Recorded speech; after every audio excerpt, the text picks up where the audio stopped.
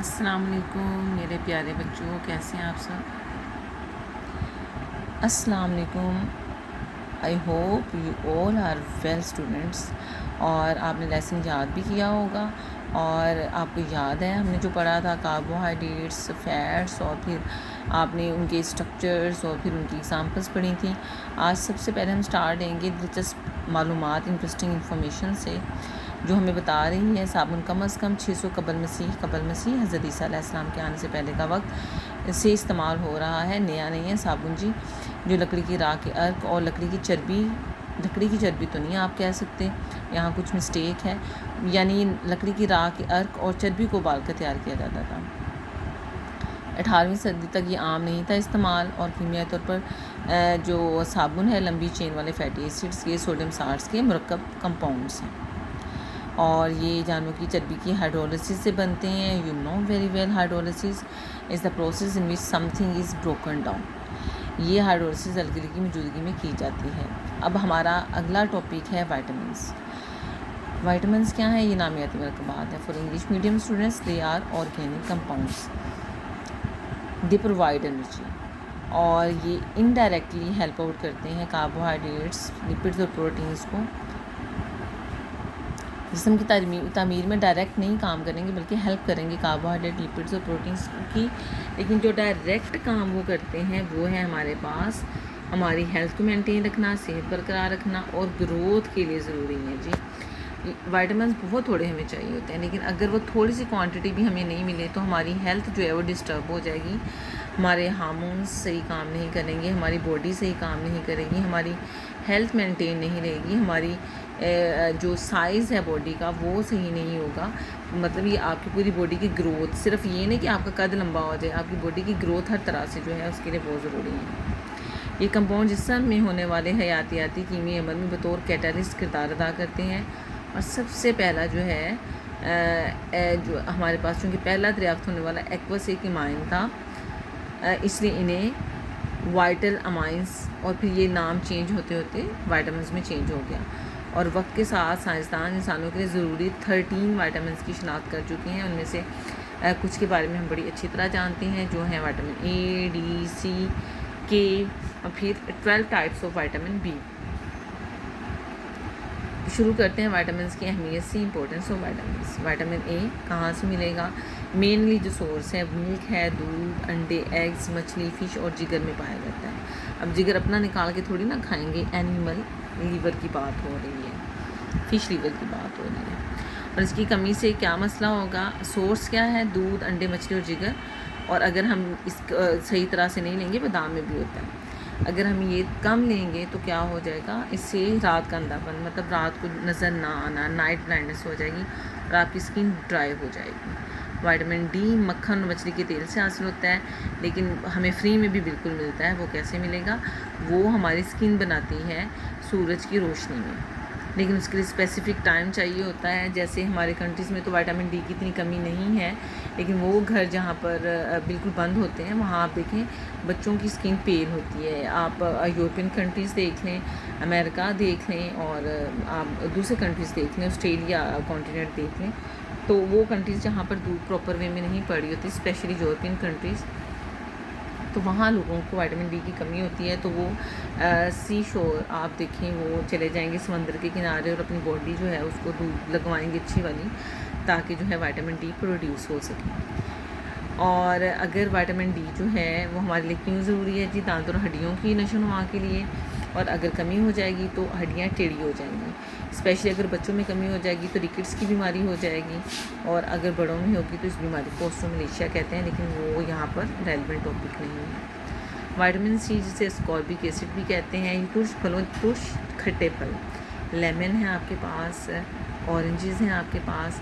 اس کے علاوہ سبز مرچ میں بہت زیادہ پایا جاتا ہے. اگر بہت زیادہ کوانٹٹی وائٹامن سی کی ہو جاتی ہے تو وہ چیز کھٹاس کی بجائے کرواہٹ کی طرف چلی جائے گی. تو سبز مرچ میں بھی کافی زیادہ ہوتا ہے، اور ٹماٹر میں بھی پایا جاتا ہے. اس کی کمی سے جسم میں اسکروی کا مرض پیدا ہوتا ہے. اسکروی آپ کے جو مسوڑے ہیں، اب آپ کے دانت آپ کی اسکن میں جو لگے ہوئی ہوتی ہے وہ اسکن مسوڑے کہلاتے ہیں آپ کے، ٹھیک ہے، گمس. تو اس میں سے بلیڈنگ سٹارٹ ہو جائے گی. آپ کی اسکن میں اگر زخم ہو جائے گا وہ جلدی ٹھیک نہیں ہوگا. تو وائٹامن سی کی کمی سے یہ مسائل ہوں گے. وائٹامن بی اور B1 اور B2 قدرتی طور پر پائے جاتے ہیں سرخ گوشت، بیف میں، نٹس جو آپ والنٹ وغیرہ، اخروٹ، بادام، پستے کھاتے ہیں، خشک میوہ اور سبزیوں میں پائے جاتے ہیں۔ وائٹامن B1 کی اگر کمی ہو جائے گی تو تھکن، آپ جلدی تھک جائیں گے اور ڈپریشن میں بھی جا سکتے ہیں، جبکہ وائٹامن B2 کی کمی ہونٹوں کی سوزش، سو جائیں گی ہونٹ، جلن ہوگی اور آنکھوں کی خشکی کی وجہ بھی بنتے ہیں۔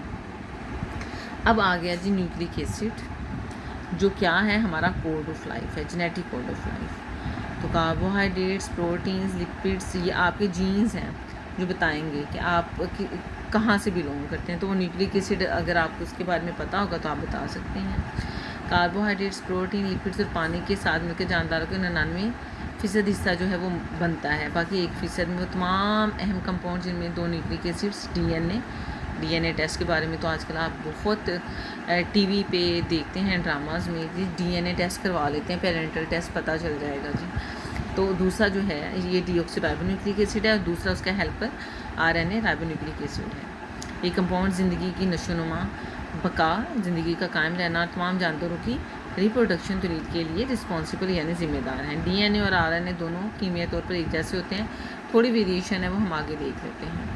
ڈی این اے کے مالیکیولز RNA کے مالیکیول سے بہت بڑے ہوتے ہیں۔ RNA سنگل سٹرینڈ ہے، جیسے آپ سیڑھی لے لیں اس کا ایک سرا ہے، جبکہ ڈی این اے میں دونوں سرے ہوتے ہیں۔ ڈی این اے کا مالیکولر میس 660 تک ہو سکتا ہے، اگر ان کو پھیلایا جائے تو ان کی لمبائی 12 سینٹی میٹر، آپ کی اسکیل جو ہے اتنی ہو سکتی ہے، لیکن اس طرح پھیلے بھی نہیں ہوتے، اللہ نے ان کو بڑے اچھے طریقے میں کوائل کیا ہوا ہے۔ یہ زیادہ تر سیل کے نیوکلس میں پائے جاتے ہیں۔ RNA کے مالیکول زیادہ چھوٹے ہوتے ہیں، ان کا مالیکولر میس تقریباً 340 DA تک ہوتا ہے، اور یہ زیادہ تر نیوکلس کے باہر پائے جاتے ہیں۔ ڈی این اے کا کام معلومات ذخیرہ کرنا جو آپ کے فور فادر سے آ رہی ہیں، یعنی آپ کے دادا پردادا اور ان کے آگے سے آپ کے جینز آ رہے ہیں جو آپ میں ٹرانسفر ہو رہے ہیں، تو وہ ساری انفارمیشن آپ کے ڈی این اے کے اندر موجود ہوتی ہے۔ اور وہ ڈی این اے صرف آپ کا بلڈ لے کے نہیں ہو سکتا، آپ کے نیلز کا پیس لے لیں، آپ کا ایک بال لے لیں، ان کو بھی لے کے ڈی این اے جو ہے وہ کیا جا سکتا ہے، ڈی این اے ٹیسٹ کیا جا سکتا ہے۔ تو ڈی این اے کا کام معلومات ذخیرہ کرنا ہے جو آپ کے آباء و اجداد سے آ رہی ہیں، اور مناسب وقت پر RNA تک پہنچانا ہے، اور RNA کا کام ان معلومات کو پڑھنا ہے، وہ پڑھے گا، سمجھے گا، پھر ڈی کوڈ کرے گا، اور جو ریکوائرڈ پروٹین ہے جو آپ کی کریکٹرسٹک آپ کے دادا سے یا نانا سے آپ کے اندر آنی ہے، یا دادا دادی سے آنی ہے، یا نانا نانی یا خالہ سے جو جینز مطلب آپ کے دادا دادی اور نانا نانی سے آ رہے ہیں، تو وہ جینز جو ہیں وہ آپ کے اندر کون سے سلیکٹ کرنے ہیں، اماں والے کرنے ہیں، ابا والے کرنے ہیں، تو یہ سارا ڈیسائیڈ کون کرے گا؟ RNA کا ڈی این اے کر کے بھیجے گا، RNA اس کو پڑھے گا اور اس کے مطابق پروٹینز بنا دے گا۔ مطلب آپ کے بالوں کا کلر آپ کے ابو جیسا کرنا ہے یا آپ کے امی جیسا کرنا ہے، آپ کی گروتھ جو ہے، آپ کی جو ہائٹ ہے وہ ابا جان پہ جائے گی، امی پہ، آنکھوں کا کلر ابا پہ ہوگا یا امی پہ، اور ان کا کلر ظاہر ہے ان کے والدین کے اوپر ہے، آنکھوں کا، اسکن کا، بالوں کا۔ آگے تھوڑا سا پڑھ لیتے ہیں، زیادہ نہیں۔ بائیو کیمسٹری کہاں استعمال ہو رہی ہے، اپلیکیشنز آف بائیو کیمسٹری، یعنی اگر آپ ہر کلاسز میں جا کے بائیو کیمسٹری پڑھتے ہیں تو آپ اسے کہاں کہاں استعمال کریں گے، یعنی آپ کہاں کہاں جاب کر سکتے ہیں۔ فرسٹ آف آل خون کا ٹیسٹ، ڈاکٹر مختلف بیماریوں کی تشخیص کے لیے خون کے ٹیسٹ کرتے ہیں۔ ڈاکٹر یوزز بائیو کیمسٹری جو ہے وہ یوز کریں گے بائیو کیمسٹری کو ڈائگنوز کرنے کے لیے different diseases by testing your blood. ان بیماریوں میں انفیکشن، ذیابیطس یعنی ڈائبٹیز، خون کی کمی، انیمیا، اعضاء کا کام چھوڑ دینا، بہت سی دیگر بیماریاں جو ہیں وہ آپ کے بلڈ ٹیسٹ سے ہی پتہ چل جائیں گی۔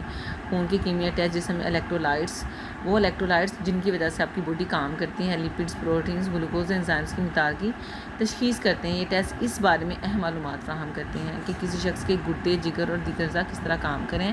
اتنا سارا کچھ آپ کو صرف ایک بلڈ ٹیسٹ سے پتہ چل جائے گا، CBC کلیکٹیو بلڈ کاؤنٹ کروانے سے بھی۔ حمل کا ٹیسٹ، پریگنینسی ٹیسٹ۔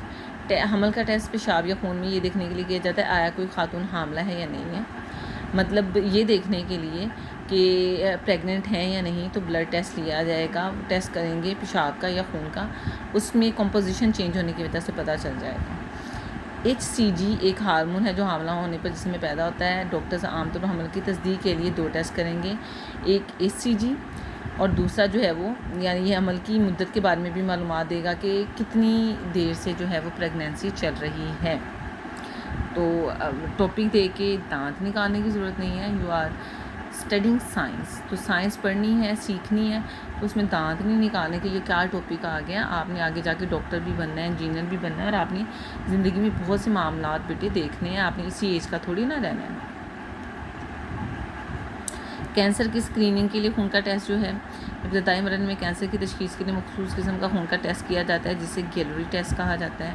تو ڈی این اے کی ترتیب کا استعمال کرتے ہوئے اس کا پتہ چلائیں گے کہ کوئی شخص کینسر میں مبتلا ہے یا نہیں. والدین کی جینیاتی جانچ، جی کئی لوگ کہتے ہیں جی جینیاتی ٹیسٹ اکثر خون یا لاب کا نمونہ لے کر کیا جاتا ہے. افراد جینیاتی ٹیسٹ کرواتے ہیں تاکہ معلوم ہو سکے کہ ان کے خون میں جینیاتی تبدیلیاں ہیں، یہ وہ ان تبدیلیوں کو اپنے بچوں میں منتقل کر سکتے ہیں، یعنی ان میں جینیٹک چینجز آئے ہوئے ہیں اور وہ چینجز آگے ان کے بچوں میں جائیں گے. تو یہ دیکھنے کے لیے بھی جو ہے وہ بایو کیمسٹری آپ کی ہیلپ کرے گی. آج کے لیے اتنا کافی ہے. اسی کو ڈائجسٹ کریں، یاد کریں اور اچھے سے یاد کر کے اس کے کویشچنس بنائیں، اور اگر کوئی سمجھ نہیں آتا تو میرے سے پوچھیں. سی یو ٹمورو انشاءاللہ. اللہ حافظ.